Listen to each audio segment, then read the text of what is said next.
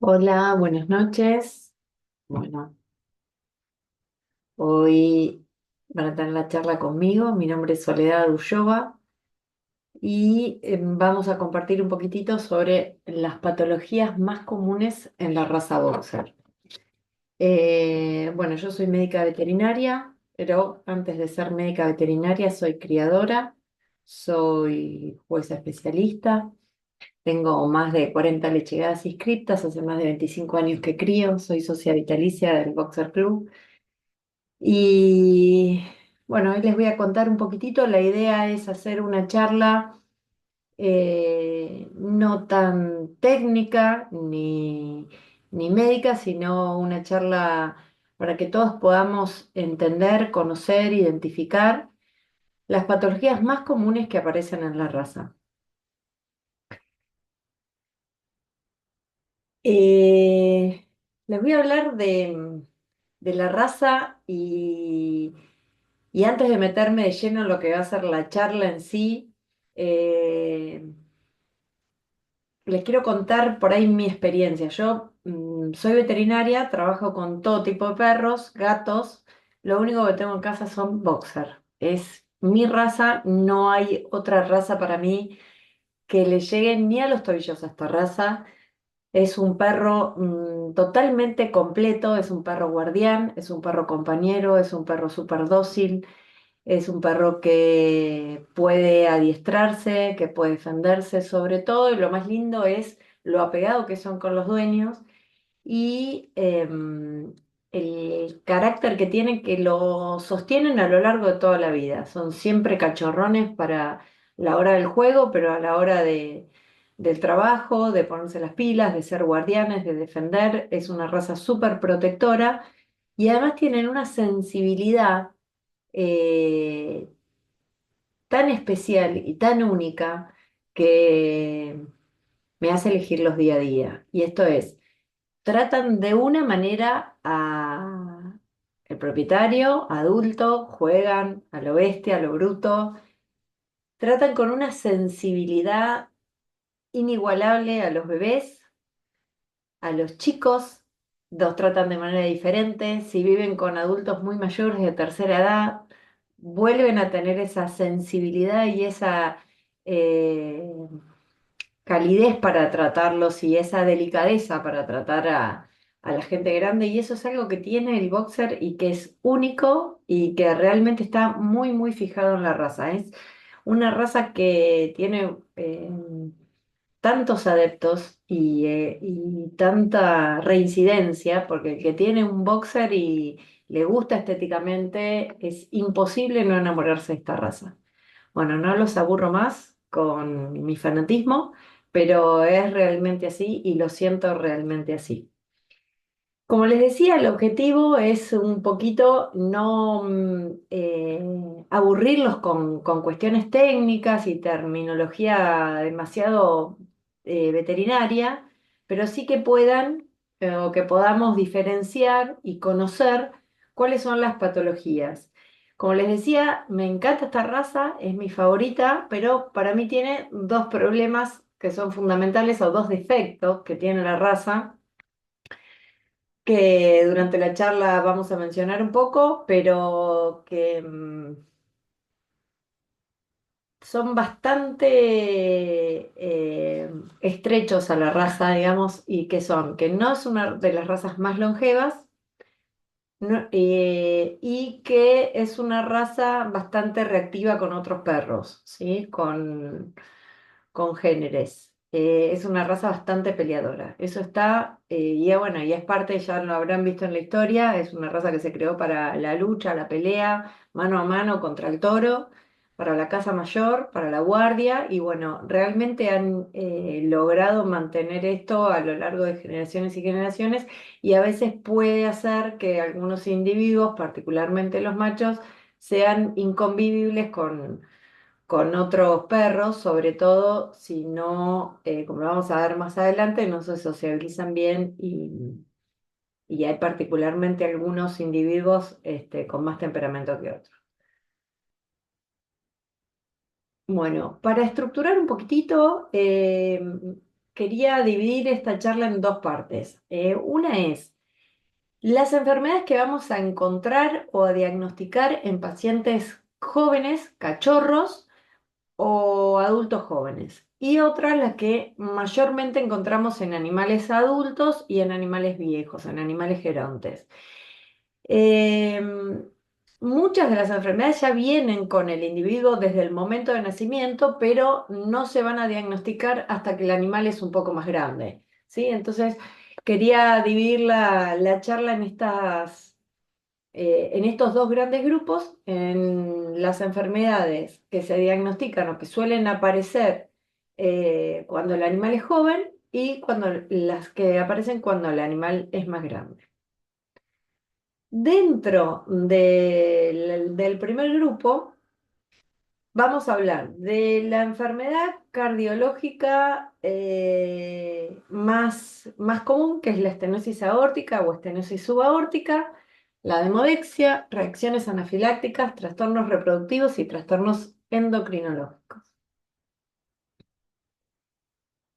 Bueno, y después, cuando hablemos de los pacientes ya más grandes y las enfermedades que aparecen en adultos más grandes, tenemos la cardiomiopatía dilatada, odontolitiasis, torsión de estómago, úlceras corneales, neoplasias, golpe de calor y agresión intraespecies, que era esto un poquitito lo que decía de, de los perros reactivos o perros peleadores.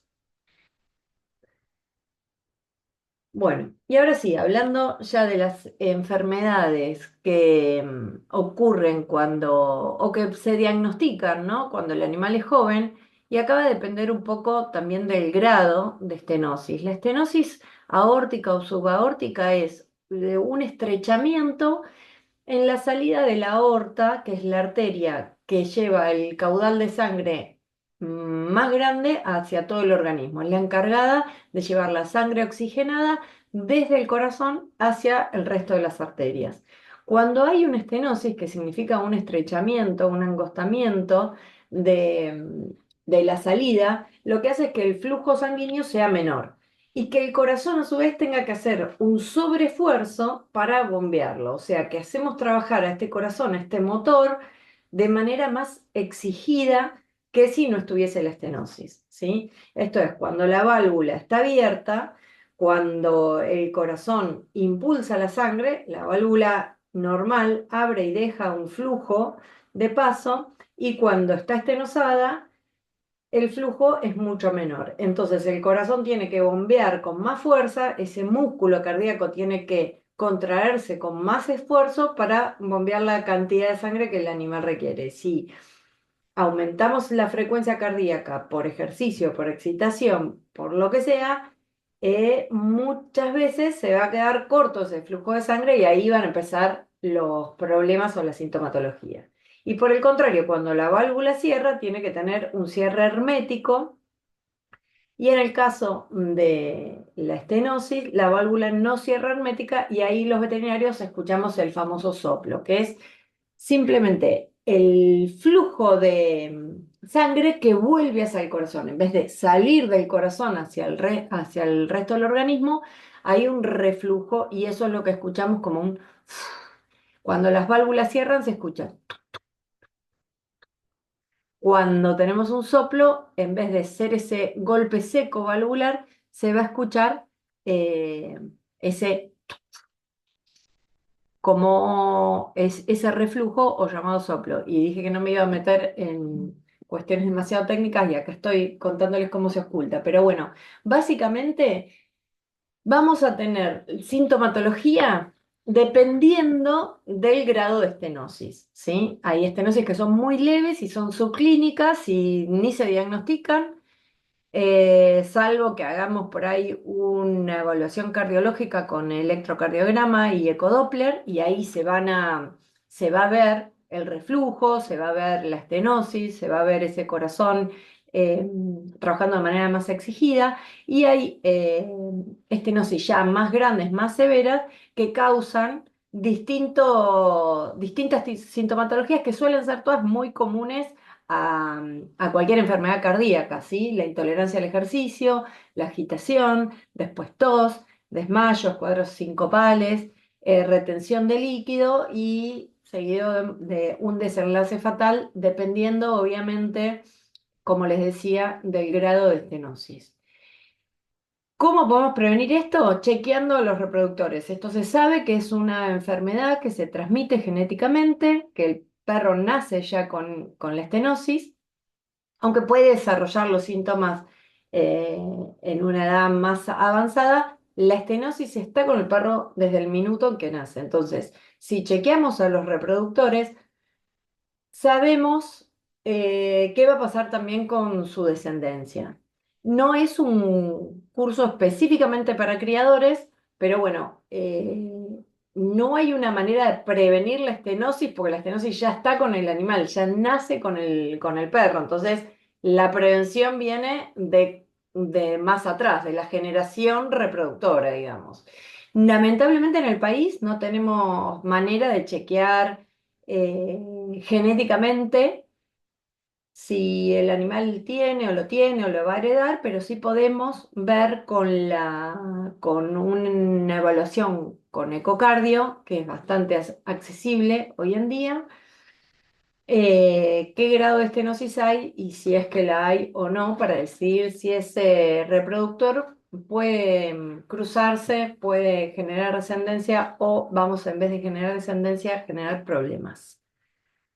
Bueno, después la demodicosis. Quería hablar un poquitito de esto porque es algo muy característico del boxer y como les decía antes, es una raza tan apegada al dueño, tan demandante y tan cariñosa, que hoy por hoy la demodicosis no es un problema porque nos vinieron a salvar las papas la Bravecto, la Nexgard, la Simparica y todos estos comprimidos que usamos para la prevención de pulgas, garrapatas y también de ácaros. El Demodex, y acá en la diapositiva hay una foto de un Demodex, es un ácaro que habita normalmente en todos los perros, ¿sí? Y se aloja en el folículo piloso. Ahora, hay algunos individuos, no solamente de raza boxer, en otras razas también se ven, pero hay algunos individuos que tienen una deficiencia inmunológica particular eh, en los linfocitos T que hacen que este ácaro se reproduzca más de la cuenta. Cuando se reproduce más de la cuenta, hace que no llegue sangre al folículo piloso y el folículo piloso se seca, se cae. Aprovecha la lesión, el estafilococo, que es también un habitante normal de la piel del perro, y genera una infección secundaria. Cuando tenemos esta infección secundaria, tenemos el enrojecimiento, la picazón, el sangrado, por eso es que lo llaman sarna roja. Ahora bien, ¿por qué la incluí? Porque he visto cómo esta enfermedad en el boxer se desencadena particularmente en animales jóvenes, en cachorrones, en animales que están previos a la pubertad, donde hay un bajón de defensa, y particularmente se ve cuando quedan en la guardería, cuando me ha pasado una vez que compraron un cachorrito en diciembre y estuvo en el verano, todo el verano con el nene de la casa, cuando el nene en marzo empezó las clases, el perro tuvo la demodexia, es decir, se desencadena por una baja defensa, y esa baja defensa tiene mucho que ver también con el ambiente del perro. Hemos ido a rescatar un perro, una vez un boxer de un criadero. El perro estaba, la perra no la iban a usar para criar, entonces se la devolvían al vendedor. Y fuimos a buscarla, la perra estaba en unas condiciones deplorables, atada a un árbol con una cadena de eslabones de este tamaño y con un collar de este tamaño de cuero, toda pelada. Un desastre, la perra nada más con asadieno y un poco de ivermectina y un poco de amor simplemente y una vida digna. Se acomodó, la perra nunca jamás volvió a tener demodexia. Y la, deficiencia inmunológica seguía existiendo en esa perra y el ácaro seguía viviendo en esa perra y no había en esa época ni Bravecto, ni Netgar, ni ninguna de estas soluciones que tenemos hoy en día. Pero bueno, por eso quería mencionarla, porque particularmente el boxer es un perro muy, muy sensible y muy, muy apegado. Y ahí es donde se puede desencadenar esta enfermedad. Bueno. Las reacciones anafilácticas, típico de los cachorrones chusmas que van a pispear una abeja, una avispa, una arañita. ¿Por qué las mencionamos? No tuve un solo individuo de mi criadero que no haya tenido una reacción de este tipo en algún momento de su juventud. Es súper, súper común. Pero, ¿qué es la diferencia? O sea, ¿qué lo diferencia al boxer de otras razas? Que la reacción, el edema subcutáneo es súper exagerado. Me ha pasado de ver otros pacientes con reacciones similares o picaduras, si se quiere, similares, y vienen con el cachetito un poquitito hinchado, un golden, un labrador, uy, se hinchó, y apenitas tenés que ver bien cuán deformados están. Bueno, el boxer te hace toda esta reacción bien, bien exagerada, edema en los labios, en los belfos, edema palpebral, muchas veces edema a lo largo de todo el tronco en forma de ronchas. Hay que revisar bien si no hay un aguijón clavado, porque sacando el aguijón, que puede estar del lado de afuera o puede estar del lado de adentro, muchas veces se comen las abejas, las avispas, y bueno, sacándolo también la reacción baja. Siempre esto se trata con antihistamínico, con glucocorticoides, se alivian los síntomas. Nunca me ha pasado tener un edema de glotis o una complicación severa. Siempre son reacciones subcutáneas con mucha picazón, mucha molestia para el perro.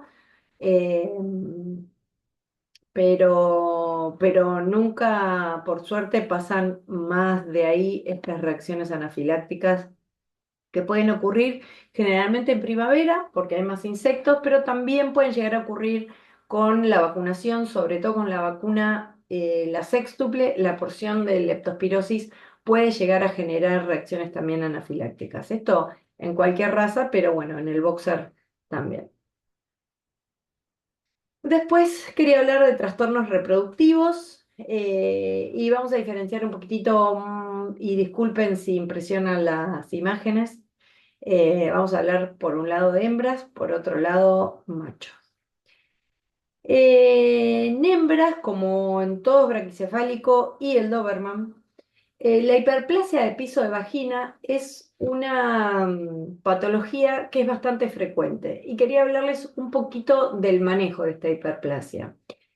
En las perras boxer, la estimulación hormonal que ocurre durante el celo hace que la vulva tome un tamaño muy, muy grande. Este edema que veíamos en las reacciones anafilácticas, lo vemos también con un edema de vulva muy, muy exagerado al momento del celo.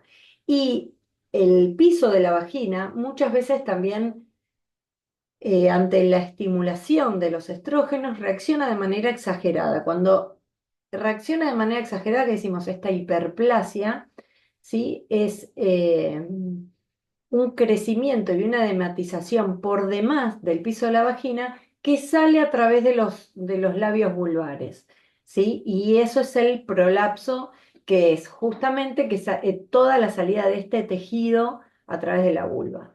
El manejo de esto es distinto dependiendo si la perra va a ser una mascota. Lo ideal es, si no es muy severo y es su primer celo y va a ser su único celo, dejar que el celo termine, se puede reintroducir y se puede dar unos puntitos para que quede reintroducido, y una vez que la perra termina el celo, se hace la castración y no va a volver a tener más problemas. Distinto es si la perra es un ejemplar de cría. Esto se puede manejar completamente. y no hace falta castrarla a la perra si la intención era criar con ella. Lo que sí, mi recomendación con esto es resolverlo en el primer celo que ocurra. Se ocurre en el primero, se ocurre en el segundo, resolverlo. No, ese celo no servirle a la perra, ese celo resolver este problema y servirla en los celos subsiguientes.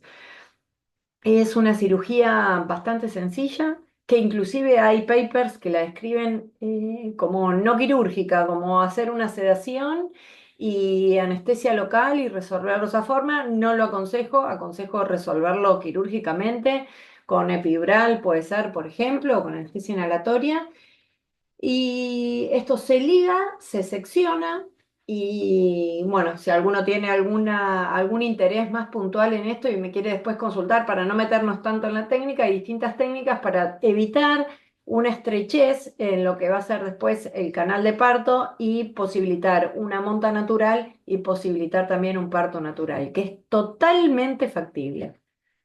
Y después, bueno, los partos distóxicos, obviamente lo puse dentro de lo que es la vida joven, porque siempre el consejo es que las perras críen jóvenes, van a tener mejores partos, van a tener lechegadas más sanas, van a tener madres que puedan amamantar bien, mejor a sus cachorros. Y bueno, los partos distóxicos son un poco parte de la conformación anatómica de la cabeza, ¿sí? Una cabeza en forma de cuña es una cabeza que nos ayuda a dilatar el canal de parto y una cabeza como la del boxer no es de lo más solidaria para el momento del parto y sobre todo para el primero. Otro problema que tenemos, además de la conformación anatómica, que a veces pasa, un solo cachorro muchas veces no es suficiente para desencadenar un parto, porque el parto se sabe que arranca a través del estrés fetal. Son los corticoides del feto. El feto empieza a estar incómodo, empieza a quedarle chico, la placenta empieza a ser insuficiente para esa oxigenación y para esa nutrición. El perrito, el feto, empieza a desencadenar eh, el parto mismo a través de sus corticoides. Cuando hay un solo cachorro, es poca hormona, digamos, la que genera. Al contrario, si hubiese más de un cachorro, hay más hormona dando vuelta y desencadenan el parto. Entonces nos puede pasar que con un solo cachorro tengamos un parto distóxico.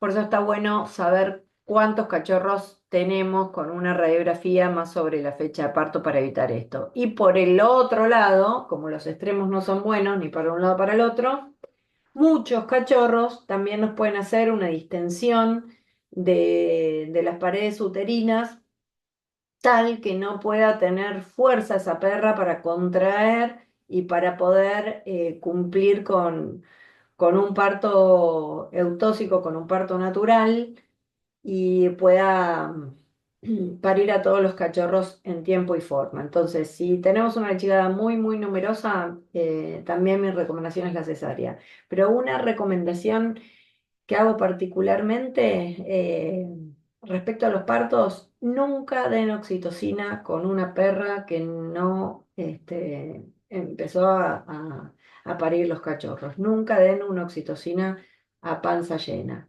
El momento de la contracción, y la oxitocina genera contracciones, es un momento donde la placenta no se oxigena. Y ya de por sí la perra está con contracciones. Y el organismo sabio, cuando contrae, contrae, contrae, contrae y no sale, el mismo útero entra en una inercia uterina. Y ahí la tenemos que ayudar. ¿Sí? Ahí tenemos que meter mano. Y tenemos que meter mano porque es una raza, como todas las razas, producto de la mano del hombre. ¿Sí? Entonces ahí hay que tomar cartas en el asunto y si el parto no progresa, lo mejor para la perra y lo mejor para los cachorros es la cesárea. Bueno, y por el lado de los machos, el monorquidismo no es solamente obviamente el boxer, es de todas las razas. Acá incluí esta foto porque es muy linda, ilustrativa. Acá hay un perro boxer con un testículo solo escrotal y el otro testículo que quedó acá en el canal inguinal. Bueno, el monorquidismo es hereditario, Obviamente esto hace que no sea un animal apto para la cría, pero la manera también de manejarlo es distinta, obviamente, si el propietario quiere o no quiere castrarlo. O sea, la recomendación siempre es que no dejen descendencia y en este caso, a diferencia de la perra, que no se utilice para la cría. A diferencia de la perra me refiero al tema de la hiperplasia, ¿no? De piso de vagina. Para el caso de los perros machos, entonces, no cruzarse. Y si el propietario quiere castrarlo, se castra, se busca dónde se ubica ese testículo ecográficamente, se programa, si es que no se palpa, se programa la cirugía. En este caso se palpaba, pero los propietarios decidieron no castrarlo, a pesar de que el testículo que no está descendido en el escroto tiene más posibilidades de generar de volverse tumoral. Bueno, ellos habían decidido no castrarlo, entonces lo que hicimos fue monitorearlo, como con la palpación se monitorea. Cuando aumentó de tamaño, como fue el caso de este testículo, se sacó. Lo que sí, este perrito al poquito tiempo también hubo que sacarle lamentablemente el testículo escrotal también, que por hallazgo se había hecho tumoral. Eh, Se puede castrar, entonces decíamos, o se puede monitorear anualmente para ver si hay alguna anomalía y en tal caso se castra en ese momento. Y por otro lado, falta de líbido o libido. Bueno, es la falta, y lo estamos viendo lamentablemente un poco más frecuente que antes, la falta de algunos reproductores tener interés reproductivo. Pero, y acá quería aclarar algo, el boxer, si bien es un perro mediano, de talla mediana, ya lo habrán visto en el estándar, en la clase estándar, que su perro mediano tiene muchas condiciones o muchas características de perro de talla grande o talla gigante. Y a veces la falta de libido solamente es falta de madurez, nada más. Son perros que por ahí tardan en madurar. Me ha pasado cuando en otra época hacía más reproducción que lo que hago ahora, atendía más criaderos y había algunos padrillos que al año todavía no estaban maduros y era cuestión de esperarlos un poquito, año y medio, 2 años, ya eran perros que hacían los servicios sin ninguna dificultad. Bueno, y después en trastornos hormonales y sobre todo trastornos hormonales que aparecen en la vida joven, porque estamos todavía hablando de la parte de animales jóvenes. La enfermedad hormonal más común es el hipotiroidismo, ¿sí? Puede ser congénita, como en este caso, que nos da un cachorro de más bajo peso, de menor desarrollo, un desarrollo más lento, puede dar también que no cierre la cabecita o que tarde más en cerrarse la mollera, que no bajen los testículos, que, que quede de un tamaño mucho más chiquito que los hermanos. También puede tener una entrada a la pubertad más tardía, también puede haber infertilidad, puede haber falta de líbido, puede haber trastornos en el pelaje, trastornos de obesidad, trastornos de piel. Bueno, las hormonas endocrinas, perdón, las hormonas tiroideas regulan el metabolismo de todo el organismo, entonces puede haber de la sintomatología más variada. A veces hasta tenemos trastornos neurológicos. Muchas veces hago derivaciones a neurólogos por otros temas y lo primero que hacen o dentro del combo del análisis de sangre que piden siempre hormonas tiroideas porque pueden dar sintomatología de lo más variada. Por suerte, se puede diagnosticar con un simple análisis de sangre y se puede suplementar con hormona tiroidea y es totalmente tratable. Bueno, y ahora vamos a las patologías de animales adultos y viejos. ¿Por qué puse la cardiomiopatía dilatada? Es una condición que también es genética, también se hereda, y lo que hace es que las paredes del corazón pierdan fuerza de contractibilidad y en vez de contraerse en tiempo y forma, van contrayéndose y va perdiendo fuerza la fibra cardíaca y eso hace que vaya quedando sangre que no llegue a salir eyectada del corazón y vaya haciendo que las cámaras cardíacas cada vez tengan mayor tamaño. Por lo general, si bien el perro nace con este problema y esta patología, a partir de los 5 o 6 años se empieza a diagnosticar porque es cuando se genera la dilatación y entonces ahí empieza la clínica, empiezan la sintomatología. ¿Qué es la sintomatología de cualquier enfermedad cardíaca, no? Agitación, jadeo, falta de tolerancia al ejercicio, falta de resistencia y ya los casos más graves, retención de líquido a nivel pulmonar, a nivel abdominal con ascites, desmayo y desenlace fatal, al igual que la otra cardiopatía que habíamos visto antes de la estenosis, ¿sí? ¿Cómo podemos diagnosticar y cómo podemos prevenir? Sobre todo dejar descendencia de estos individuos que tienen la cardiomapatía dilatada, esto es con un electrocardiograma, además del ecocardio y además del ecodoppler, este tipo de patologías da una arritmia que muchas veces es subclínica hasta que ya se genera la dilatación, ¿no? Pero tiene un muy mal pronóstico, es mucho más difícil de tratar y es mucho más difícil de acompañar a un paciente que tenga esta cardiomiopatía que tengan otro tipo de insuficiencia cardíaca. Es bastante compleja de manejar una vez que se diagnostica, es bastante difícil mantener al individuo compensado.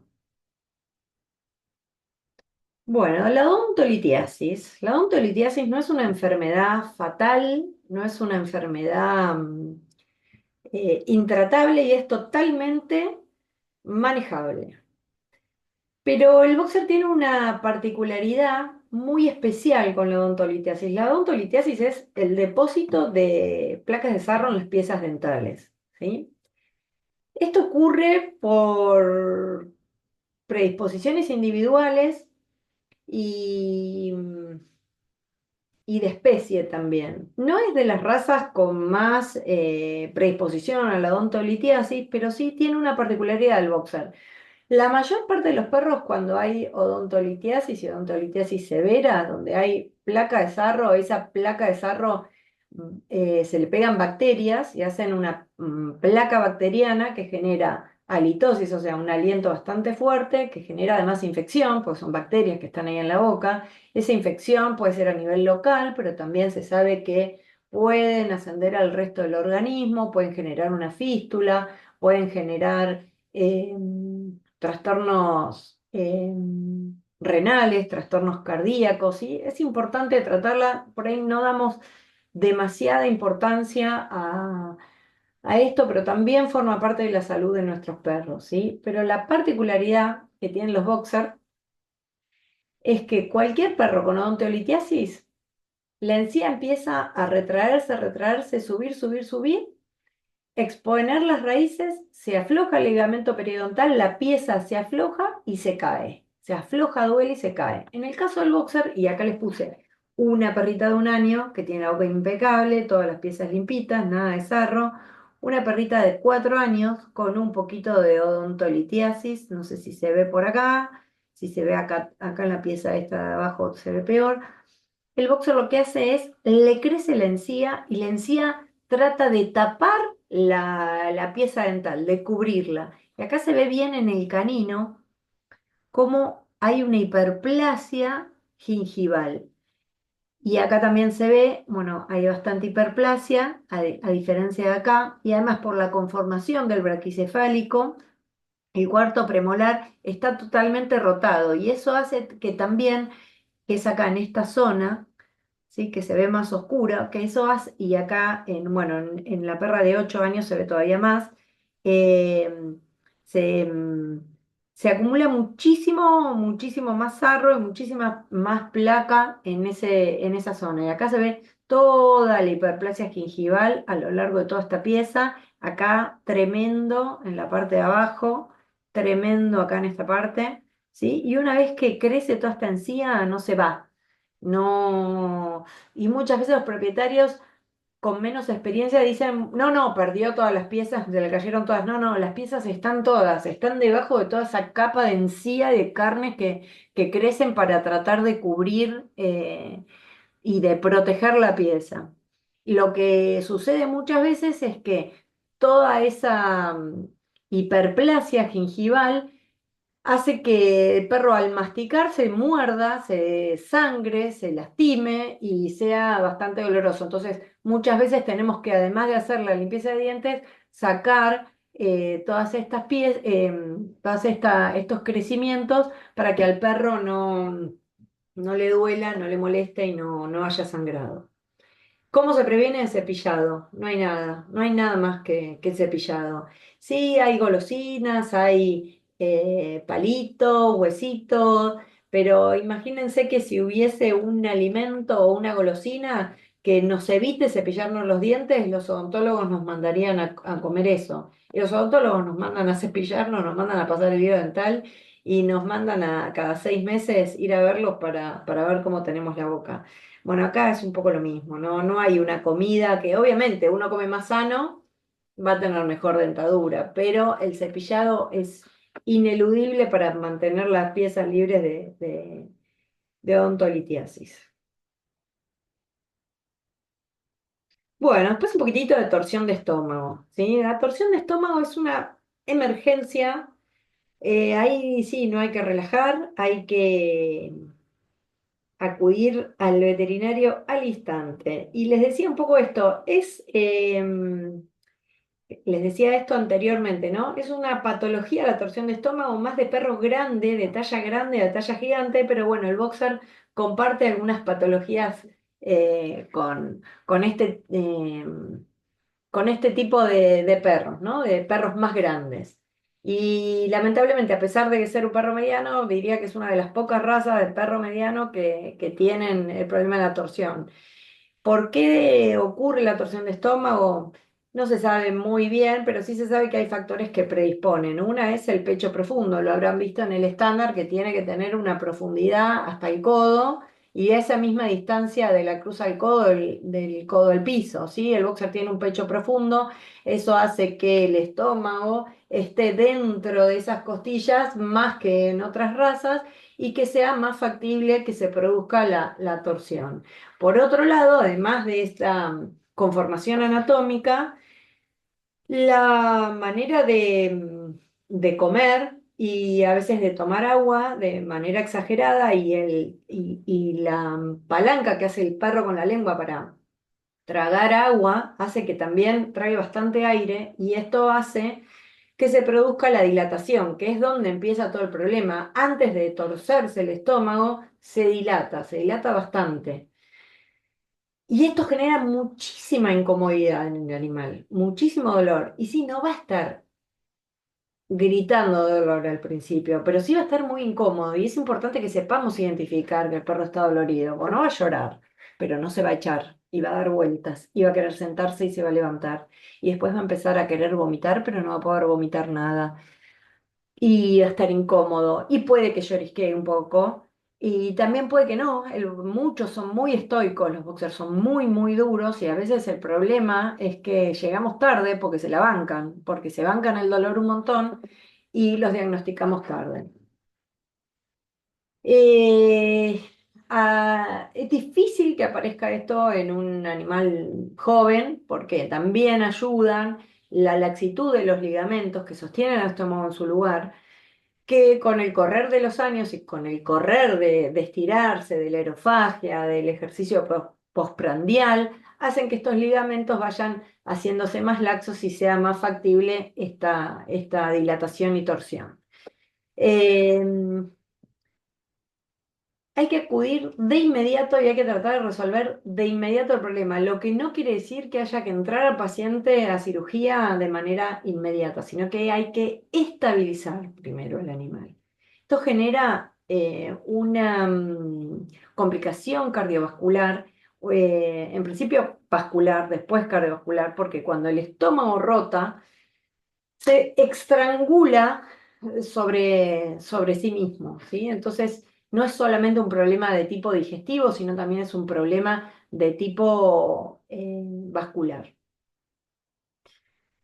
Y hay que resolverlo, ya les digo, de manera inmediata. Descomprimir primero, si hay mucho gas, sacamos el gas, después generalmente lo que hacemos es un lavaje, sondear, lavar, y después de eso, después de que el animal está compensado, después que se deshinchó todo, que no está más dilatado, bueno, ahí generalmente evaluamos a ver si está torcido o no está torcido, queda la sonda puesta, se evalúa si va a cirugía o no va a cirugía, en función de lo que indique la radiografía, ¿sí? No hay que salir corriendo a operar, sí hay que salir corriendo a estabilizar. Bueno, después incluí las úlceras corneales que nuevamente por la conformación de la cabeza del perro, de la raza en particular, y los ojos, a veces saltones con párpados que muchas veces tienen un poquitito de ectropión, hacen que tal vez no estén del todo protegido. Y la córnea en particular es un tejido que no está vascularizado, es un tejido que es avascular. Entonces, cuando se daña, los vasos sanguíneos que están acá en la esclerótica, en la parte blanca del ojo, tienen que migrar, entrar, invadir la córnea para poder cicatrizarla. Entonces, en cualquier parte del organismo donde, por ejemplo, en la piel tenemos un corte, eso sangra, ya enseguida sangra, y ya enseguida en el sangrado empieza toda la cadena de mecanismos para cicatrizar, para coagular y a partir de ahí empezar a cicatrizar. La córnea tardamos mucho más tiempo. ¿Por qué? Porque tienen que entrar los vasos sanguíneos a ese tejido. Y ahí dependemos un poco de cuán cerca de la esclerótica esté la úlcera, generalmente están en el medio y tarda bastante más tiempo, y cuán profunda también es esa laceración.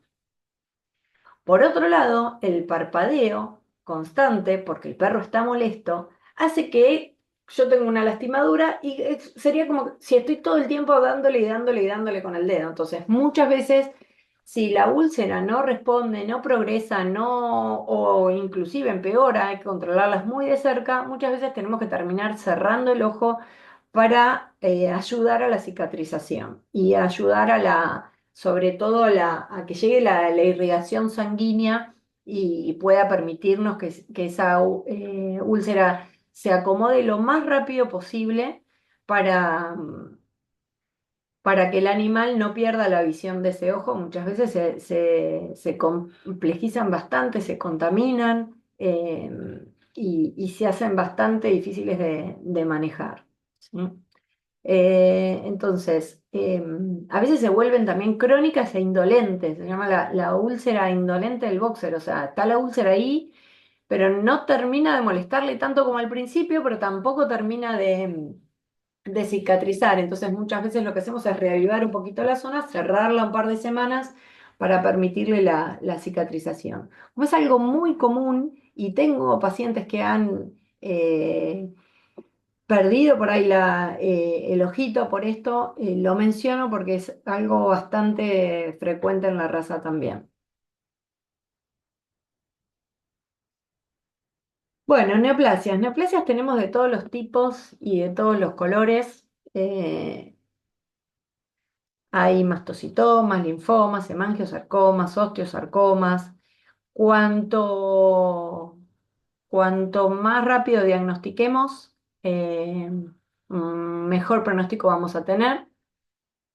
Pero bueno, las neoplasias es el cáncer, ¿sí? Tampoco podemos tener falsas expectativas. Muchas veces podemos manejarlas de manera muy satisfactoria y muchas veces son bestias salvajes incontrolables que lamentablemente se nos van los pacientes, los perros de las manos muy rápido.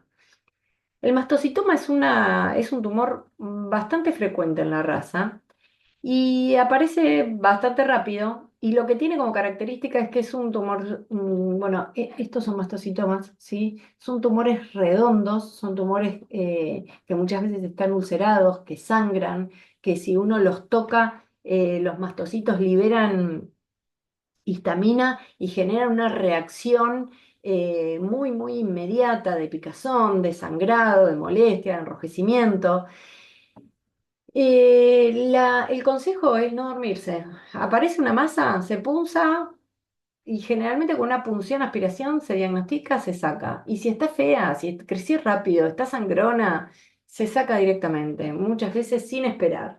Em, Ahora, cuando el mastocitoma es realmente malo, malo de verdad, cuando aparece, aparece grande. Y cuando lo queremos sacar, a veces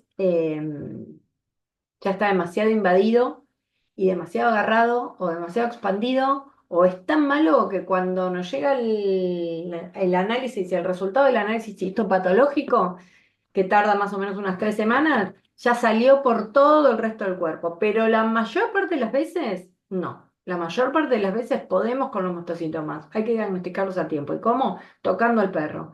Porque se tocan, porque salen, porque se ven. ¿Sí? Si tenemos eh, muchos perros, bueno, hay que subirlos a la mesa todos los días, tocarlos, acariciarlos todos los días. Si tenemos uno o dos es mucho más fácil. Es mucho más fácil encontrarlos y diagnosticarlos y sacarlos a tiempo. ¿Cuándo se vuelven más complejos de manejar? Cuando salen en los miembros, porque ahí no tenemos margen de seguridad para sacar.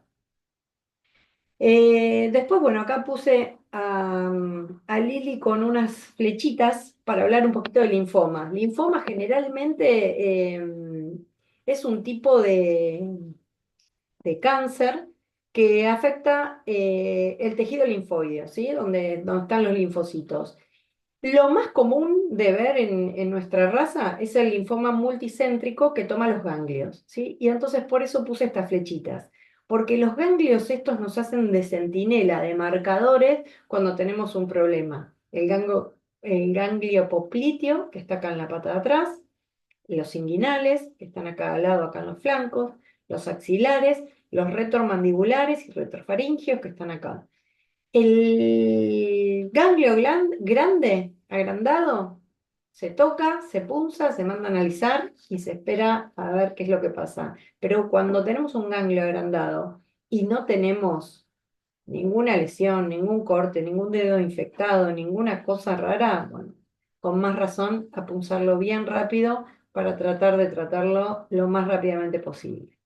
Después hablamos de hemangiosarcomas. Los hemangiosarcomas son los tumores de origen de los vasos sanguíneos, que generalmente se ven, si salen en piel, se ven como manchas bien rojas y son, puede ser hemangiomas, que es el benigno, digamos, o puede ser el hemangiosarcoma, que es la versión maligna. Pero el hemangiosarcoma complicado de manejar es el que sale en el vaso. ¿Por qué? Porque está dentro del animal, no lo vemos y crece y, y da sintomatología cuando el animal empieza a sangrar. Entonces, la recomendación con hemangiosarcoma es una ecografía abdominal a partir de los 8 años por año, ¿sí? Con un análisis de sangre también. Y después tenemos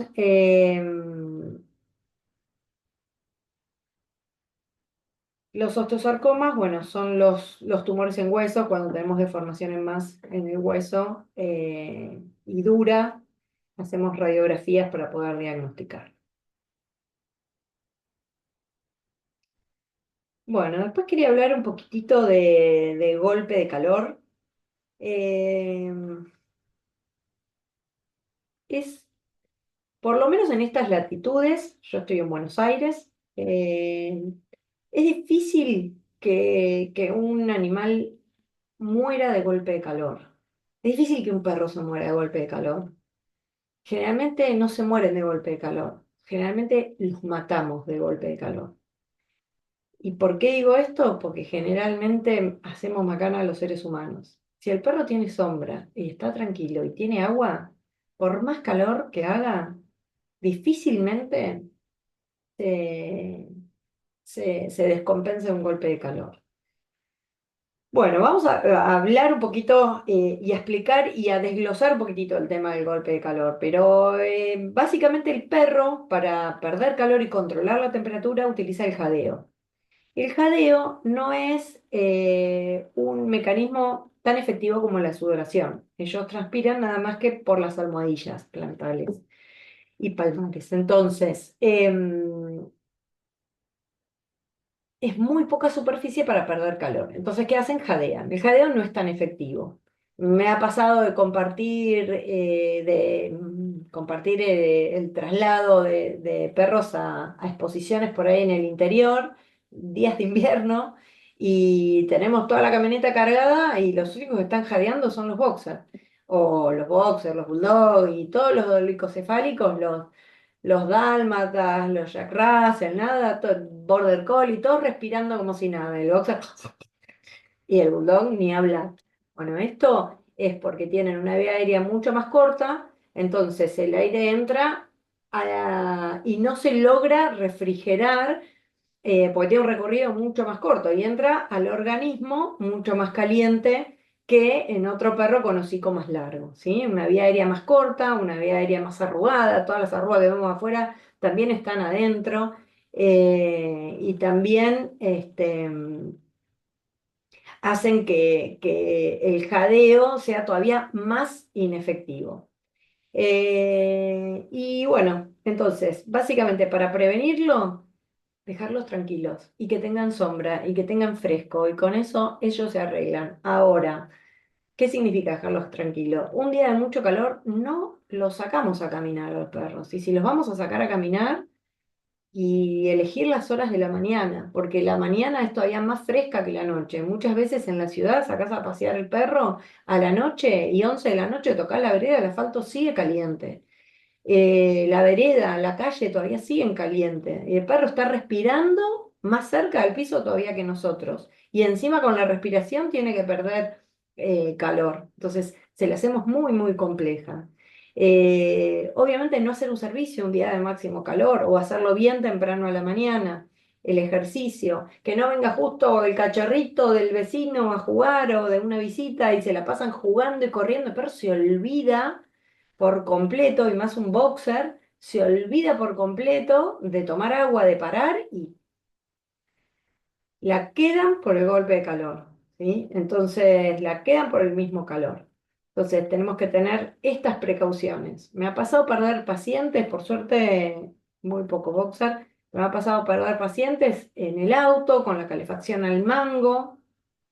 Me ha pasado perder pacientes, salieron a pasear con el paseador y ay, justo había una perra en celo y él estuvo intentando todo el tiempo y lo sacaste al mediodía con 42 grados. Imposible, cuando me lo traes ya el termómetro ni marca la temperatura del máximo.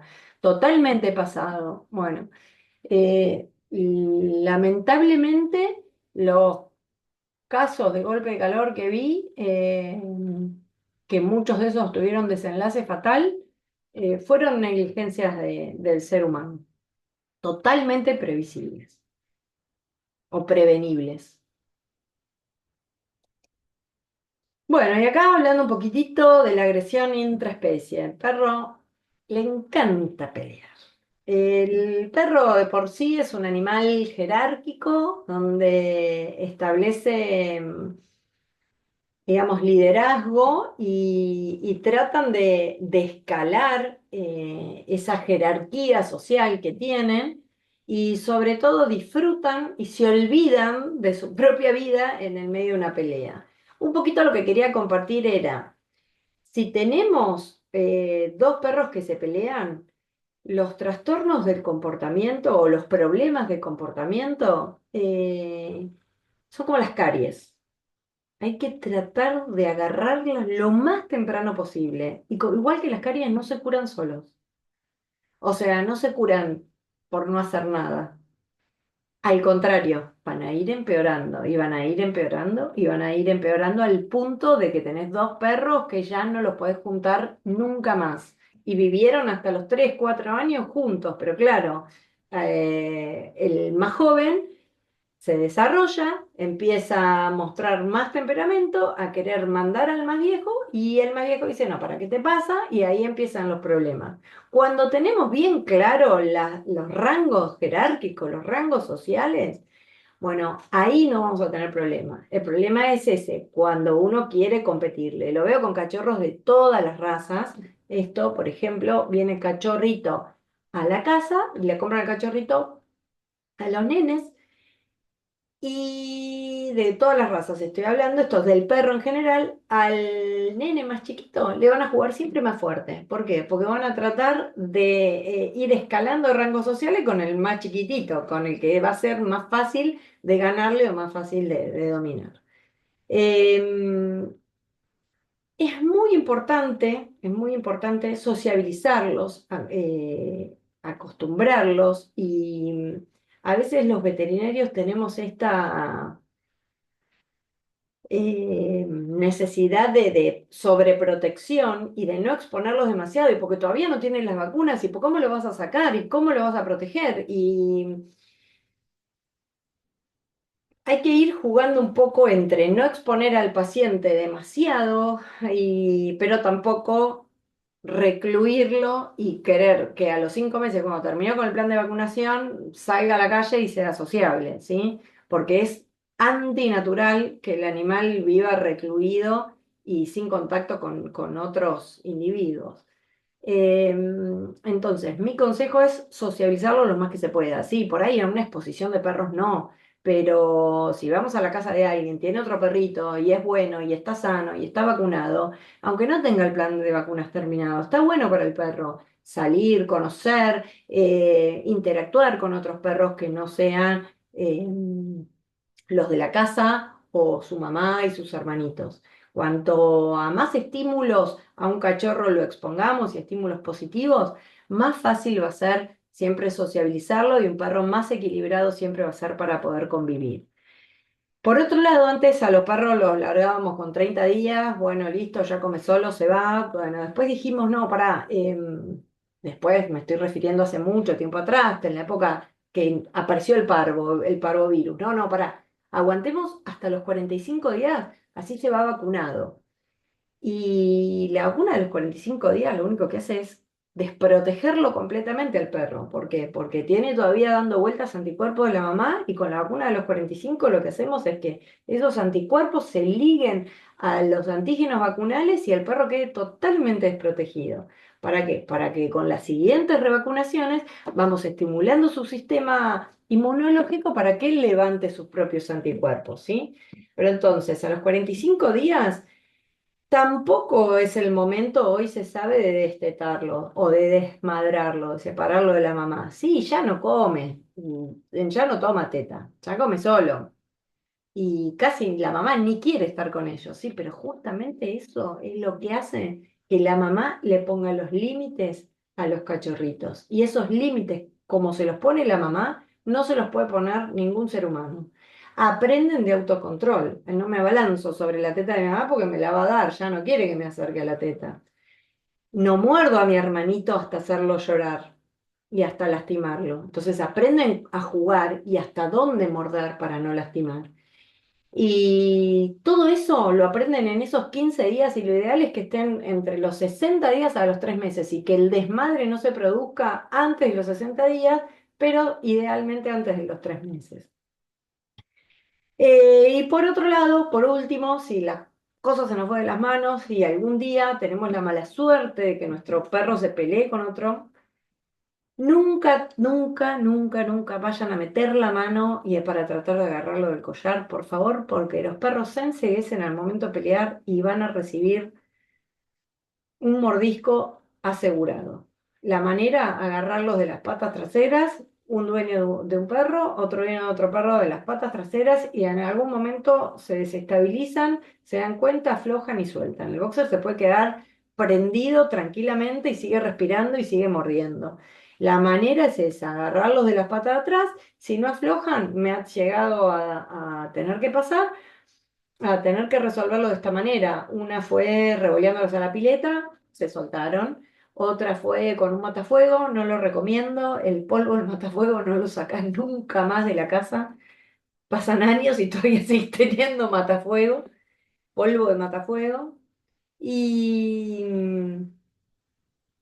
otra manera, y si uno está solo, es ir hasta una puerta y tirar de un perro hasta atravesar el umbral con uno y empezar a cerrar la puerta hasta que una se sueltan y queda uno de cada lado. Pero la manera de autopreservarse, sobre todo las manos, es esa, ¿no? Ir a meter la mano y tratar de separarlos del collar. Bueno, espero que les haya sido de utilidad y que haya sido productiva y que paso mis datos acá, mi mail, mi Instagram, cualquier duda, cualquier pregunta, cualquier comentario, hasta cualquier insulto, por esa vía no hay problema. Les mando un saludo, un cariño y hasta siempre.